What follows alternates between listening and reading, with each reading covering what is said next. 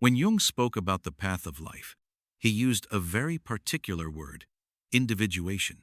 This is the process in which every human being gradually becomes who they truly are, and not merely what others expect them to be. It is as if throughout life, we shed layers, masks, and social roles until we finally discover the center of our being, what he called the self. But this path is anything but easy. We often remain stuck in emotional dependencies in relationships or ideas that no longer serve us. It is as if someone had lived for years relying on a crutch. At the beginning, it was important. It gave support and security. But eventually, the legs grow strong again. Balance returns, and the crutch no longer makes sense. To hold on to it then only means carrying unnecessary weight. The psyche works the same way. We cling to attachments, fears, or old habits as if they were indispensable, even though in reality, they only hold back our growth. Jung said that in order to move forward, we must recognize what is no longer part of our path. And this letting go is not only practical, but profoundly symbolic. It is the moment when the soul demands that we walk on our own. The unconscious begins to send signals that we are ready to take a greater step. The important point is this. Individuation does not mean becoming perfect, enlightened, or free of problems. Quite the opposite. It means taking responsibility for one's destiny, acknowledging one's weaknesses, and still choosing to walk the path on one's own 2 feet. This first act of letting go of what no longer makes sense is painful because we have grown accustomed to external supports, to emotional crutches. But it is precisely in this pain that freedom arises. The realization that the path is our own and that no one can walk it for us. On every journey of transformation comes the moment when we must release the old. For Jung, this was an essential part of individuation, almost like a rite of passage. We leave old bonds behind to create space for a new version of ourselves. Yet letting go is not as simple as it sounds. It is not merely about ending contacts or forgetting the past. Attachment is something emotional, symbolic, and often unconscious.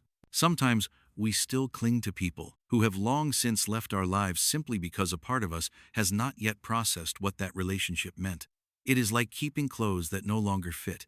You open the closet, look at them, know perfectly well that you will never wear them again, and yet you cannot give them away. Because the garment carries a memory, perhaps of a special day, an important phase of life, a piece of your story. What you do not want to release is not the fabric, but what it symbolizes.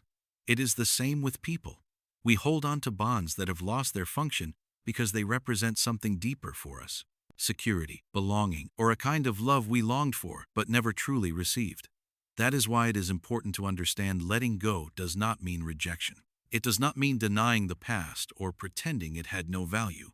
On the contrary, genuine letting go arises only when we acknowledge the meaning of an experience, feel gratitude for what was, and still accept that this chapter of life is over. It is like a tree in autumn that lets its leaves fall, not because it rejects life, but because it understands that the process is natural and necessary. When Jung speaks of symbols and archetypes, he reminds us that every ending is at the same time a beginning. If we desperately cling to what is long past, we remain trapped in the past and prevent the new from emerging. But if we let go, we create space for the unconscious to present us with new possibilities, images, and paths that bring us closer to our true self. This occurs in many situations in a relationship that has long brought no peace, but we continue it out of fear of loneliness. In a job that no longer has meaning, but we do not leave out of fear of the unknown. Or in old beliefs that we have repeated all our lives, but that no longer fit our truth. Letting go hurts because it feels like a loss. Yet in reality, it is the opposite. It is an act of transformation. Each time we release something that no longer serves us, we pass through a kind of rite of passage and come a little closer to the self, that deep, authentic part within us. The challenge lies in trusting that by letting go we do not become empty but open to receiving the new.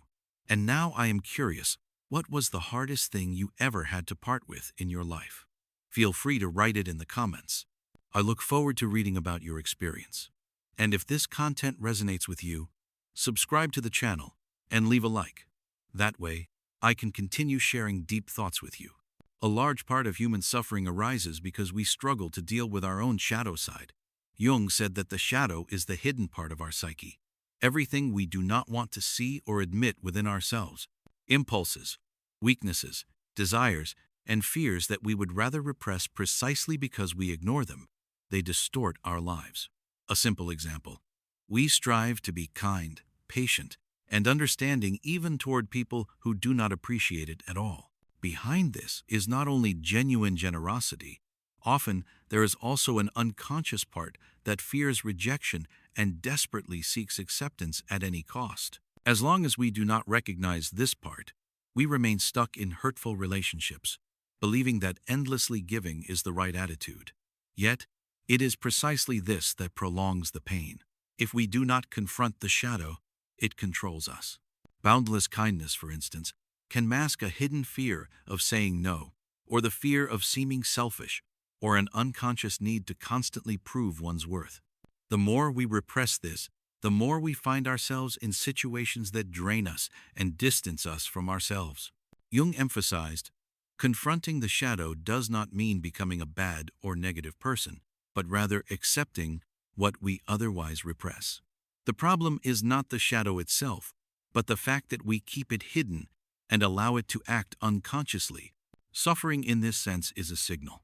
It shows us that there is something within us that seeks acknowledgement. Every time we realize that we give too much and receive nothing in return, that we sacrifice ourselves for someone who does not reciprocate, our psyche is trying to tell us something is not right here. This discomfort is an invitation to look more deeply. Perhaps it is driven by the fear of being alone, perhaps by the belief that being good means never setting boundaries. Shadow work means recognizing these unconscious motives and dealing with them consciously. This does not make us weaker but more complete. Understanding that the pain within us has a root is the first step towards stopping the habit of giving the best of ourselves to those who cannot accept it. Saying no is one of the most important acts of self-care. We often think that setting boundaries is harsh or selfish. Yet Jung shows us symbolically it is a step towards psychic integration. We recognize that our energy is not infinite and that we must protect it in order to grow. Setting boundaries does not mean turning away from everyone or constantly being defensive. It means understanding how far we can go without losing ourselves. It is the moment when generosity and self-respect come into balance, when helpfulness and self-protection stand side by side. This carries enormous symbolic power because it makes the self visible. It asserts itself in the world. Many of us grew up with the idea that being good means never saying no, that love always means sacrifice, that in friendship or family one must silently endure everything. But this very pattern leads to a wound. Bit by bit one erases oneself until one no longer knows who one truly is. It is precisely then that boundary setting becomes necessary. Boundaries act like an invisible line that protects our inner space. With a no, we say, I matter too. This is more than an outward action. It is an inner step. It shows that we have stopped living solely by the expectations of others. Of course, it is not easy to set boundaries. There come feelings of guilt, fear of disappointing others, or the sense that we might be rejected. But it is precisely because it is difficult that it holds such power. It marks the moment when we stop living only for approval and start acting according to our own inner truth. For Jung, this is a decisive step in the process of individuation. The psyche needs this inner order, the balance between giving and receiving, between openness and protection. Once we find this measure, we no longer waste energy trying to save people who do not want to be saved, and we can direct our strength toward what truly allows us to grow. Boundaries are therefore not walls to keep the world out, but a sign of self-respect. They mark the moment when the self takes shape. The shadow ceases to control our behavior, and we begin to take our place with dignity. One of the greatest sources of human suffering lies in the fact that we project onto others what we carry within ourselves. Jung explained that projection is a natural mechanism of the unconscious. We place into others those aspects we have not yet recognized in ourselves, both positive and difficult ones. That is why we often believe others see, feel, and understand the world as we do. The problem begins when we confuse this projection with reality. Then, we expect people to act according to our perspective. And when they do not, we experience disappointment, hurt, or even betrayal. We expect empathy from someone who cannot give it, loyalty from someone who never promised it, understanding from someone who sees things entirely differently. This expectation arises not from a real agreement, but from the image we created and projected onto the other. It is like looking into a distorted mirror. We think we are seeing the other person, but in fact we are only seeing a part of ourselves reflected back, and disappointment is inevitable because no one can permanently carry another's projection. This happens in many areas. In romantic relationships, when we idealize a partner and later suffer because they do not live up to the image.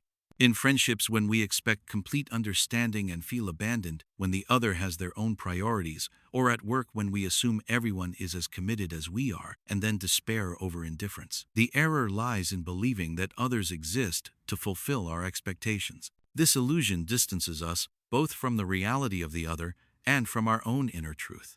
Jung said that real change begins only when we acknowledge what truly belongs to us. As long as we project, we do not look at our own issues. Recognizing and taking back a projection is not easy. It requires humility to admit that what we see in the other is a reflection of something unresolved within ourselves.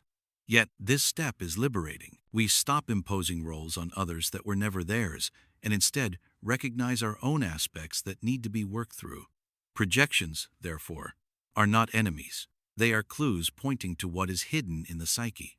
The mistake lies in getting stuck in them and believing that other people's lives must align with our view.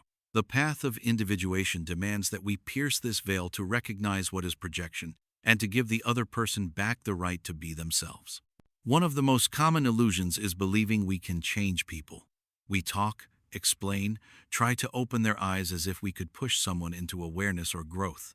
Jung reminds us, this is a deception. True transformation never happens from the outside in, but only when a person themselves recognizes that change is necessary.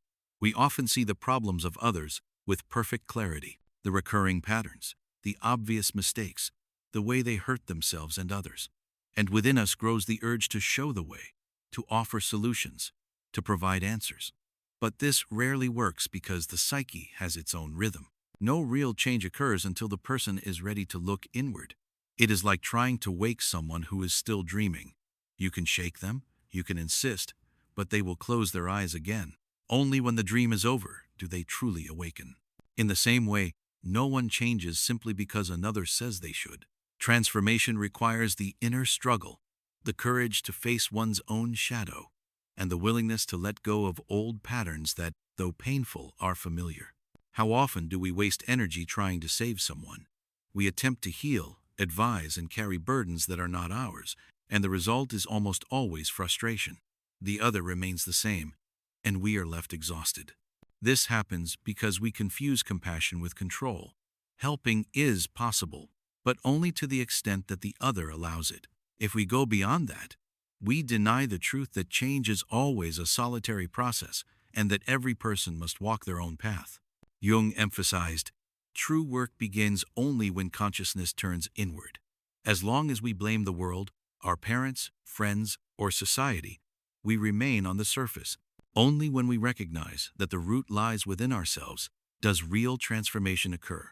This step requires ruthless honesty, to accept that we are not passive victims of fate, but active creators of our own story. Therefore, waiting for others to change before we change ourselves means remaining in illusion. Individuation means precisely this reversal, turning inward, understanding our own shadows, integrating what has been repressed, and thus living more fully step by step. And yet change is never final. The psyche is alive, constantly in motion, always seeking adaptation, new balances, new inner confrontations. True transformation is not a final state, but an ongoing process of self-discovery. And it never begins on the outside, but always within. Psychological freedom is one of the most precious gifts we can give ourselves. Jung said that much of human suffering comes from our dependence on the approval of others, from the need to live for the expectations of the world instead of our own. When we free ourselves from this, we feel for the first time the autonomy of the self. Psychological freedom does not mean isolation or coldness. It does not mean disconnecting from life. On the contrary, It means living fully aware, regardless of whether others approve or not. It is the ability to look inward and know that our decisions do not require constant validation, that we may hear our own voice without fear of being wrong. Too often, we let ourselves be bound by the opinions of others. We measure our worth by external reactions, seek recognition where there are only expectations, adapt ourselves to patterns that are not our own. This invisible prison drains our energy, robs us of authenticity, and prevents us from living in our own rhythm. Jung reminds us breaking these chains is an act of courage and self-love. It means respecting our own mind, our own heart, and our own story. Freedom also brings clarity. When we are no longer dependent on the approval of others, we see relationships, situations, and decisions more clearly. We can detach from people who do not do us good without guilt, simply because we have understood that our integrity comes first. We can make important decisions even if they disappoint expectations without being consumed by fear. The path of individuation consists largely in this liberation. Each step toward inner autonomy is a victory over fears, projections, and inherited patterns. When we let go of the need to constantly please, we begin consciously to claim our space, to live according to our own truth, and to recognize the value of our existence for its own sake, independent of the recognition of others. This freedom means not only external choices, but inner peace. It is the moment when we cease to be prisoners of the world and begin to take responsibility for our own destiny. Knowing that life is a dialogue between the conscious and the unconscious, between our essence and all that still seeks integration. Longing is also part of this. Missing someone is human. But Jung warned, longing does not automatically mean that we need this person back in our lives. Often, it is only the activation of a complex, an emotional memory that has not yet been processed. This complex appears as nostalgia, as emptiness, or as intense remembering, without requiring us to return to the past. Longing is a mirror. It shows us what is not yet in balance within us. Jung did not see complexes only as obstacles, but also as opportunities for growth when we bring them into awareness. Longing can therefore become an invitation to understand ourselves better. It is not a sign of weakness or dependency, but part of the inner work.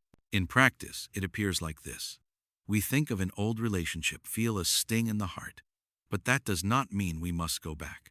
We recall a lost friendship, wish for closeness again. But perhaps it is really about strengthening our own ability to comfort and to understand ourselves. The gaze into the past then becomes an inner mirror. Silent forgiveness and quiet withdrawal are sometimes the most powerful steps. Jung emphasized, the psyche seeks integration, and often the most effective path is not confrontation or explanation, but conscious silence. Silence is not weakness, but a decision, a sign of self-respect. To withdraw silently means no longer allowing our energy to be consumed by conflicts, but directing it inward to where it is needed. It means protecting our inner space without drama, without explanation. Silence also dissolves resentment. When we no longer feel the need to justify every action or explain every decision, anger and disappointment lose their power. To forgive silently does not mean to forget or to deny. It means not pouring energy into revenge or reproach, but into our own growth.